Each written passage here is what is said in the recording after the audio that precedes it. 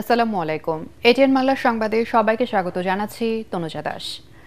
সংস্কার ও জুলাই সনদের নামে অবাস্তব অগ্রহণযোগ্য প্রস্তাব দেয়া হলে তা হবে জাতীয় নির্বাচনকে বাধাগ্রস্ত করার চক্রান্ত বলে মন্তব্য করেছেন বিএনপির স্থায়ী কমিটির সদস্য সালাউদ্দিন আহমেদ।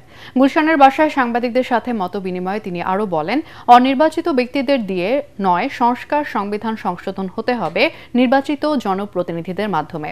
বিএনপি সংস্কারের বিষয়ে সবসময় আন্তরিক দাবি করে তিনি বলেন, ঐকমত্য কমিশনের বৈঠকে অংশগ্রহণ ও মতামত দিয়ে সব ধরনের সহযোগিতা করে যাচ্ছে তার দল। ৬টি সংস্কার কমিশনের ১৯টি মৌলিক সংস্কার প্রস্তাবে বিএনপি ঐকমত্য কমিশনে ১২টিতে একমত হয়েছে এবং ৭টিতে নোট অফ ডিসেন্ট দিয়েছে বলে জানান সালাউদ্দিন আহমেদ।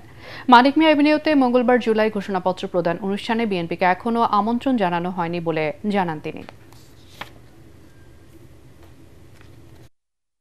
কোনো অবাস্তব এবং অলীক প্রক্রিয়ার কথা যদি বলা হয় তাতে করে আমাদের মনে হবে হতে পারে যে তাহলে কি নির্বাচনকে বিলম্বিত করার জন্য কোনো রকমের উদ্দেশ্য আছে কিনা সকল প্রস্তাবের মধ্যে। কারণ নির্বাচিত সরকারের কাছে যদি এই প্রতিশ্রুতি বাস্তবায়নের দায়িত্ব না দেয়া হয় তাহলে কাকে দেয়া হবে? অনির্বাচিত সরকারের কাছে। অনির্বাচিত সরকার তো বর্তমানে আছে। জুলাই জাতীয় সনদের খসড়া আমাদের কাছে দেয়া হয়েছে, সেটা আগামীকালকে যদি আমাদের কাছে প্রেরণ করে আমরা কালকেই সই করব। সংবিধানের ৪র্থ তফসিলে সেটার বর্ণনা থাকবে এবং সেই জায়গায় যে জুলাই ছাত্র গণ অভ্যুত্থানের পথ ধরে এই যে প্রতিষ্ঠা হলো সরকার, তার সকল কর্মকাণ্ডকে বৈধতা দেওয়ার একটা বর্ণনা থাকতে হয়। এটাই আমাদের ট্রেডিশন, সেই অনুসারে আমরা সেখানে স্বীকৃতি দেব। জুলাই গণঅভ্যুত্থান চলাকালে ক্ষমতাচ্যুত প্রধানমন্ত্রী শেখ হাসিনা পঙ্গু হাসপাতালে আহতদের দেখতে গিয়ে নো ট্রিটমেন্ট নো রিলিজ নির্দেশ দেন। এর ফলে ওই হাসপাতালে ভর্তি থাকা গুরুতর আহতরা কোনো চিকিৎসাই পাননি, এমনকি অন্য হাসপাতালে যাওয়ার সুযোগ দেওয়া হয়নি তাদের।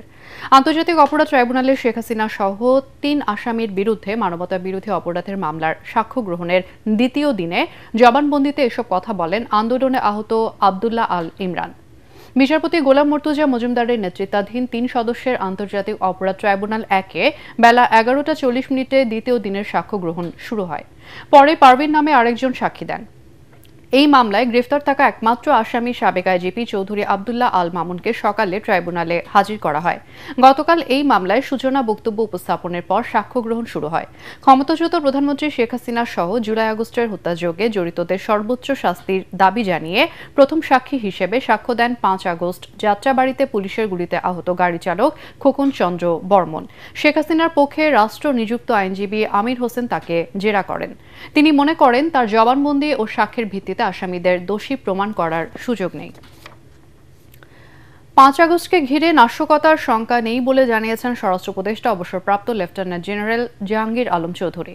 সচিবালয়ে কোর কমিটির মিটিং শেষে উপদেষ্টা আরও বলেন, আগামী জাতীয় নির্বাচনে আওয়ামী লীগ অংশ নিতে পারবে কিনা সে বিষয়ে সিদ্ধান্ত নেবে সরকার। তবে ভোট সুষ্ঠুভাবে সম্পন্ন করতে বদ্ধপরিকর স্বরাষ্ট্র মন্ত্রণালয়। তিনি বলেন, আগের চেয়ে আইনশৃঙ্খলা পরিস্থিতির উন্নতি হয়েছে, তবে কাঙ্ক্ষিত অবস্থায় আসেনি। এ সময় স্বরাষ্ট্র উপদেষ্টা দাবি করেন, ৫৪ বছরে বাংলাদেশের আইনশৃঙ্খলা পরিস্থিতি কখনোই খুব ভালো ছিল না।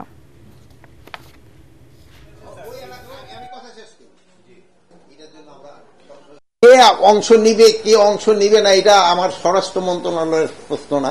আমার হলো নির্বাচন যেসব হবে, যেসব আইন শৃঙ্খলা পরিস্থিতি যেন ভালো থাকে, এই জন্য আমরা সব ধরনের প্রস্তুতি নিচ্ছি। এর আগে আমরা বলছি যে আমরা কিন্তু ট্রেনিংও করাচ্ছি। সরকারি ৭ কলেজকে সায়েন্স, আর্টস ও humanities, business, law and justice এই 4টি ভাগে বিভক্ত করে পাঠদান ও গবেষণা কার্যক্রম পরিচালনা করা হবে বলে জানিয়েছেন শিক্ষা মন্ত্রণালয়ের ভারপ্রাপ্ত সচিব মুজিবুর রহমান। সকালে সচিবালয়ের সংবাদ সম্মেলনে তিনি জানান, বদরুন্নেসা ইডেন ও ঢাকা কলেজকে স্কুল অফ সায়েন্স, বাংলা কলেজকে school of arts and humanities, Titumir কলেজকে স্কুল অফ বিজনেস স্টাডিজ এবং কবি নজরুল ও শহীদ সোহরাওয়ার্দী কলেজকে স্কুল অফ ল অ্যান্ড জাস্টিসে পরিণত করা হচ্ছে। একজন উপাচার্য এবং একজন প্রক্টর সহ 7 কলেজে 14 জন ডেপুটি প্রক্টর থাকবেন। বিশ্ববিদ্যালয়ে রূপান্তর হলেও কলেজগুলোতে উচ্চ মাধ্যমিক পর্যায়ে চালু থাকবে। সংবাদ সম্মেলনে জানানো হয়, একাডেমিক কাউন্সিল, সিনেট ও সিন্ডিকেটের মাধ্যমে কেন্দ্রীয় বিশ্ববিদ্যালয়ের সকল কার্যক্রম পরিচালিত হবে। ঢাকায় জাতিসংঘের মানবাধিকার কমিশনের অফিস হলে অন্তর্বর্তী সরকারের প্রধান ডক্টর ইউনূসকে কঠিন জবাবদিহি করতে হবে বলে মন্তব্য করেছেন বেসরকারি বিশ্ববিদ্যালয় ব্র্যাকের শিক্ষার্থীরা। রাজধানীর মেরুল বাড্ডায় প্রধান ক্যাম্পাসের ফটকের সামনে আয়োজিত বিক্ষোভ কর্মসূচিতে লাল কার্ড দেখিয়ে মানবাধিকার কমিশনের কার্যালয় স্থাপনের সরকারি সিদ্ধান্তের প্রতিবাদ করে বিক্ষুব্ধ শিক্ষার্থীরা। এ সময় তারা বলেন, জাতিসংঘের ওই অফিসটি হলে দেশের সার্বভৌমত্ব বিনষ্ট হবে। যুদ্ধের নামে গাজায় যখন হাজার হাজার নিরস্ত্র নারী শিশু নিহত হয়, তখন জাতিসংঘের মানবাধিকার কমিশন মুখে কুলু পেতে বসে থাকে মন্তব্য করে শিক্ষার্থীরা আরও বলেন, যেসব দেশে তাদের অফিস আছে সেই দেশগুলোতে অস্থিরতা লেগে আছে, যা ওইসব দেশের জন্য প্রত্যক্ষ হুমকি। বাংলাদেশের অভ্যন্তরীণ বিষয়ে কোনো ধরনের বিদেশি হস্তক্ষেপ মেনে নেওয়া হবে না বলেও জানান বিক্ষোভরত শিক্ষার্থীরা।